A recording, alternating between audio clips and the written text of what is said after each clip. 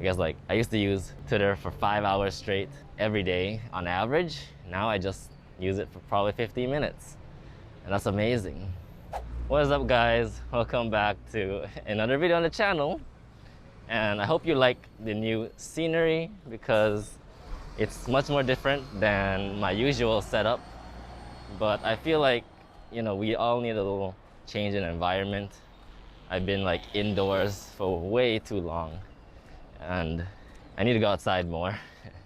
Anyways, if you're here for the tutorial, you can just skip to this timestamp over here. Otherwise, stay because I want to kind of share a little story with you of some of the things that I've been going through and pretty much what inspired this video. So stay for this part. So basically on March 13th, 2022, I kind of got depressed to the point where I just didn't want to like see people. I didn't want to do anything. I was pretty much bedridden and indoor ridden all day. And it wasn't a good feeling. And I know what you're thinking. You're like, Daniel, depressed? That's like so impossible, right? Daniel is such a smiling person, always gets along with everybody, you know, fun to be around. He's studying medicine, such a prestigious career path. He'll be debt-free when he comes out of Cuba. He has a YouTube channel with 1,000 subscribers and is like thriving and all of that. He couldn't possibly be depressed. Although all of those are pretty much true, you know, it doesn't tell the entire story. And so a lot of things that, you know, have been bugging me have mostly been like career or future related. So like, how am I gonna do in the Cuban medical state, you know, final exam thing? If I'm doing enough or learning enough as a medical student, will I be able to give a good impression when I get back home to the other doctors and health professionals? Will I be able to repay my parents for everything they've done for me because they've done extremely a lot? Those are kind of the things that are on my mind. As a way to compensate, I started to doom scroll, right? Seeing other people on the feed and getting like super jealous, you know, of where they are in comparison to where I was. And so that was a terrible feeling. I caught myself in the middle, right? I said, I'm not gonna continue to feel this way. And so I did the unthinkable. I deleted social media, right? Everything. Facebook, Twitter, Instagram, I deleted everything. And yeah, sure, I can tell you, you know, how awesome I felt and I felt so free, you know, all that cliche stuff.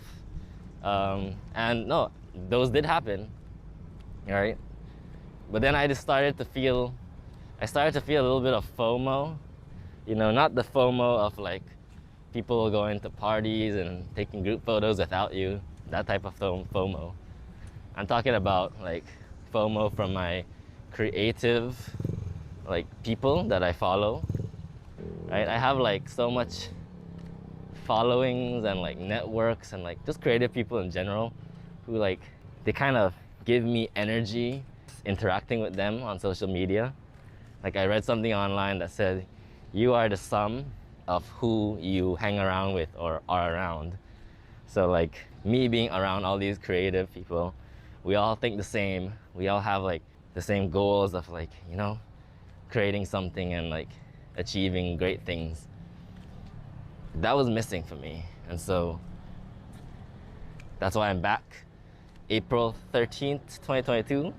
Hopefully this video, you know, reaches and gets uploaded on that day, or else I failed. And so in today's video, I'm gonna be sharing with you, you know, some of the things that like I've had to come up with to do, because since I quit social media, it has liberated a lot of my time. So I'm gonna be sharing with you 3 things that I've been doing to help curb this social media addiction and, you know, allow you to use it less while being just as informed, if not more, and more connected with your friends and family. So yeah, this is gonna be rough, transparent, authentic, and hopefully it helps you. Let's dive right in. Let's find a place to sit first because I am tired of standing. Probably not a good idea to record during a baseball match, but anyways. Okay, so here we are in my little outdoor studio.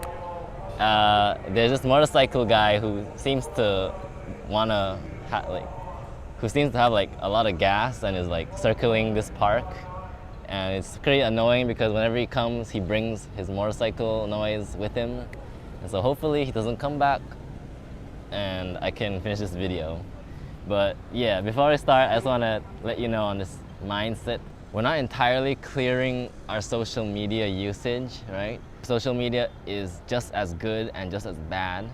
And so the thing we need to keep in mind is we need to make social media work for us and not we working for social media. We're not eliminating it entirely, but we are replacing the core of it with something much more meaningful. And so my three-part method for curbing social media usage is 1, intentional communication, 2, micro-journaling, and 3, having a curated information hub. So with that out of the way, let's dive in before this guy comes back with his motorcycle and his noise. So social media nowadays is so full of fluff and unnecessary features, Facebook, that most of the time it gets in the way of trying to communicate with your friends and family. And so what we need to do is we need to get rid of the middleman, which is Facebook, Twitter, and Instagram, and just get directly to the people we want to talk to. So we want to like distill social media into the purest form that it can be. And that is messaging, voice calling, and video chatting. What I find I like doing is like social media is a great way to meet people. And so I would meet people, get to know them, all of that. And at the end of it, like once we're cool enough, I would ask for their contact information so we could interact off of social media. And that has been really great, and I've got to meet a lot of cool new people. And so what are the practical ways that you could be more intentional with your communication? 1, you could stick with your messaging apps, right? You could delete Facebook, Twitter, and Instagram, and if you must use them, you could use them in your browser or whatever, but just get them off of your phone and stick to just messaging apps, because messaging apps pretty much encompass, you know, the chat, the voice, and like the video calling aspect of communication. And so just have enough messaging apps to cover, you know, most of the people that you want to talk to. Sadly, my dreams of only using iMessage will never be able to happen because, you know, not everybody has an iPhone. And so like apart from that, I have WhatsApp for mainly school and, you know, for people who don't have iMessage. I also use Messenger because my mom seems to very much like Messenger. And I have Line for contacting family members because that's like the WhatsApp of the Asian world, you know. And then I have Discord for like communities. The next thing you gotta do is turn off all your notifications and your badges for all the apps except messaging apps. Most of the time these notifications aren't gonna be that urgent. And if they are, the person will probably just message you, you know, directly or call you. And the last thing that you could do is pretty optional, but like I have an app that I like to use from giftilip or something like that. It's a birthday reminders app. I can, you know, input the contacts that I want and their birthdays, and it basically reminds you of them.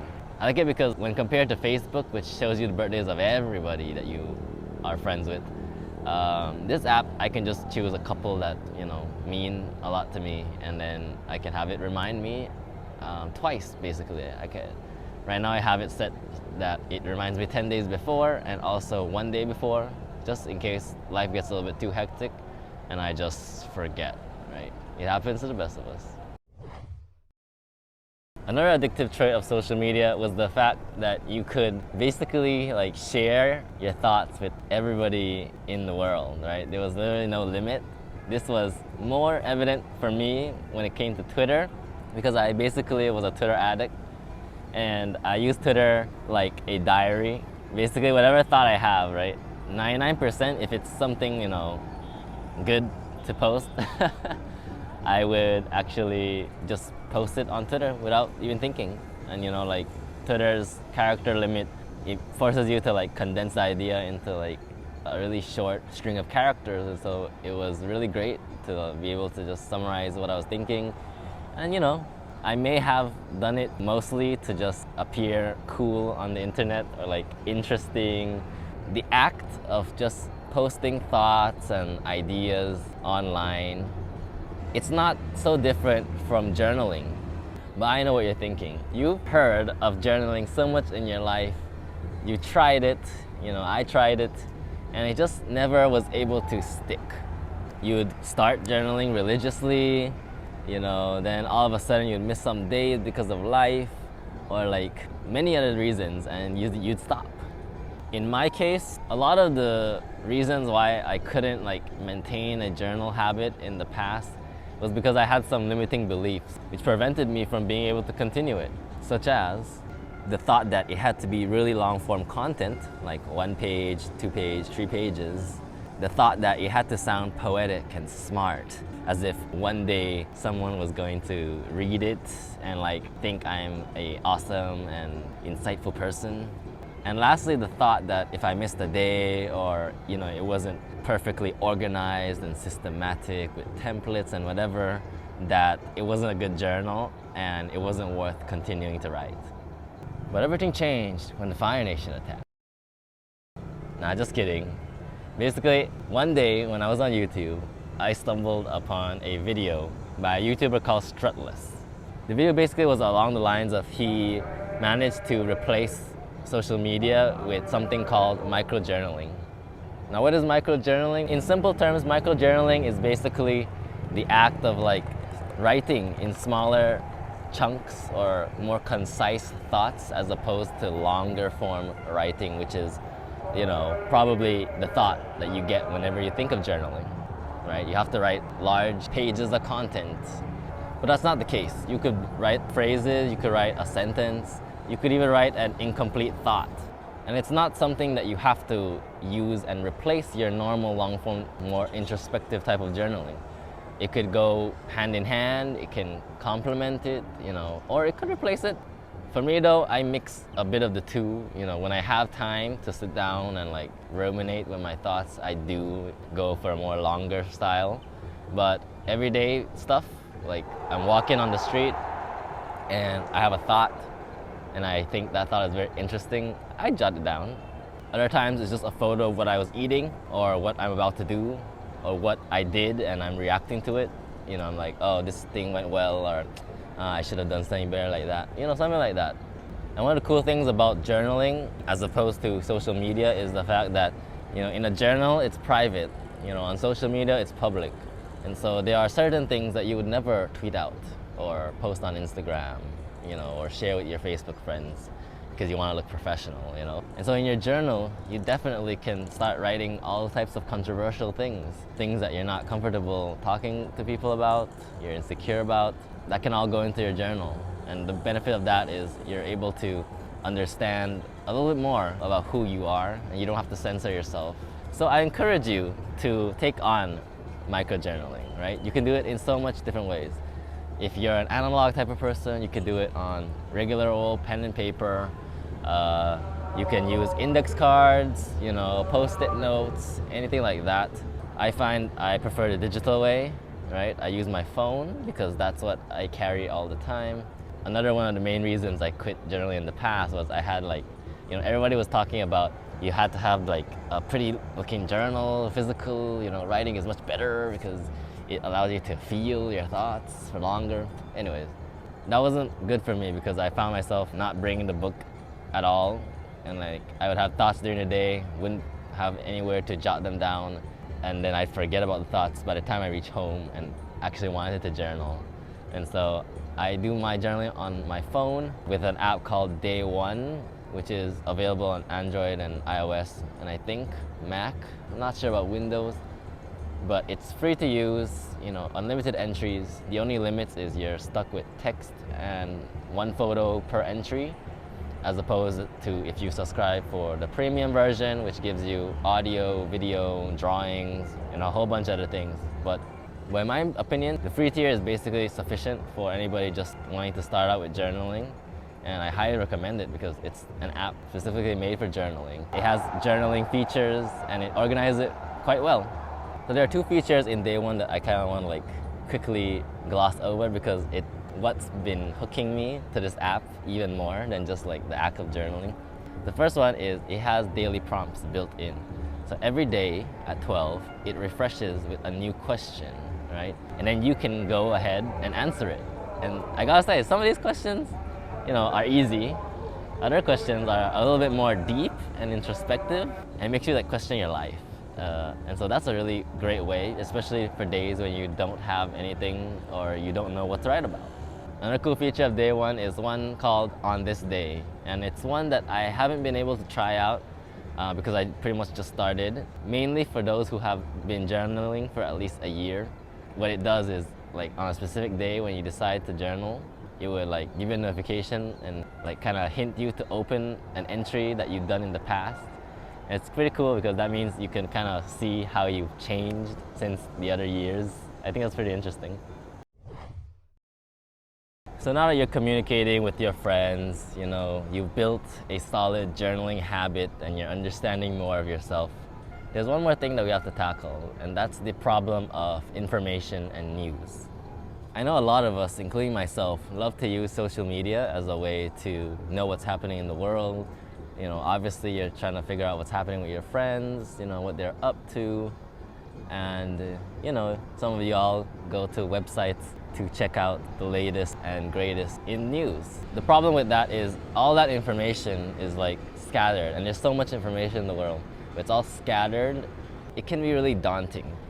And so wouldn't it be nice if we were able to have just one place where we can go and get our dose of updates and news and the updates that we actually care about? The solution is using an RSS reader.